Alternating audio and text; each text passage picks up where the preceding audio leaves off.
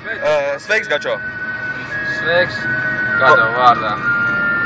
Tas pašreiz nav būtiski. Sarunās. Vai tu esi dzirdējis? Es nosaukšu viņu kā reperi, par reperi Čī. Čī, es esmu dzirdējis.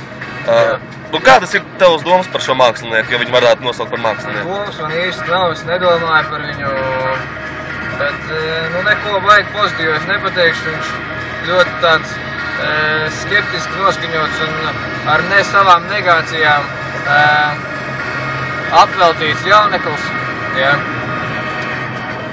Un klausoties viņu mūziku, prātā nāk domas nāk prātā vairāk vai mazāk tāds, ka gribās ar duncu mugurā kādam iedurt un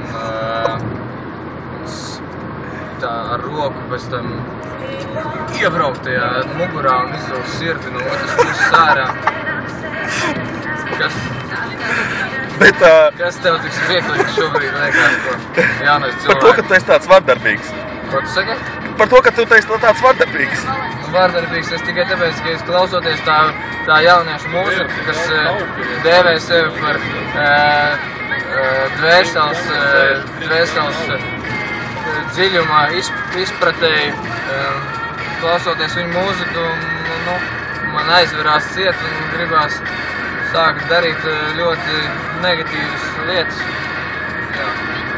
Piesim, jūs esat dzirdējuši dziesmu pastāv risks, vai ne? Risks vienmēr pastāv. Nu, ko jūs teikt par to gabalu? Viņam sadarbībā ar Grafomānu tapa šis gabals? Man patīk tas gabals, viņš ļoti uzmundrinošs, ļoti tāds sirsnīgs un man liekas, ka labsirdības tāds iemiesojums tajā gabalā kaut kādā iekšā un man liekas, ka vairāk jāklausās un cilvēki būs gaišāki un atvērtāki un emocionāli tuvāki viens otram un nosvērtāki viens pret otru.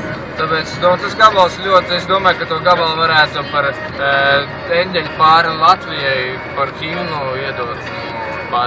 Un esi dzirdējis varbūt arī Čī gabalu otro pastāv risks pār 2 arī sadarbībā ar Grafomānu. Tur, kur viņš repo par nosūtīšu ārzemēs un tādā garā, tur par Pēdiņu un... Viņš īrijā ir kādu nosūtīju? Iespējams, kad īrijā Čī to tieši. Pēdiņu. Es nezinu, kas viņiem tur savā starpā ir, tāpēc es neesmu dzirdējis, diemžēl, to gabalu, diemžēl. Es dziesmas par Pēdiņiem neklausos. Vai jūs esat dzirdējis gabalu Viņa mani mīl sadarbībā ar Kasparu Markševicu? Viņa arī mani mīl, bet es nevienu nesadarbojos. Jums sadarbība? Par Čī gabals ar Kasparu Markševicu Viņa mani mīl. Viņam arī jāskatās. Tas skaidrs. Es esmu dzirdējis to gabalu, tas ir ļoti ļauns un ļoti sirds plosošs gabals. Es labprāt neieteiktu nevienam klausīties, jo sirds sadeg neparasti uzreiz. Un tādā veidā šis te sāpīgākais ir no sirds dziļumiem, no iekšas, nevis, kad ārā, kad tev iedo pa purnu, bet sāp no sirsniņas. Un šis gabals ir tāds, ka jā. Bet varbūt tās arī mēs ar Čī kādreiz kaut ko ierakstīsim, jo Čī normāls džeks, neskatoties to, ka viņam ir ritīgi foršas dziesmas. Jā, dažas personīgi var nodot kādus sveicienus. Jā. Čī draudzenē sveiciens.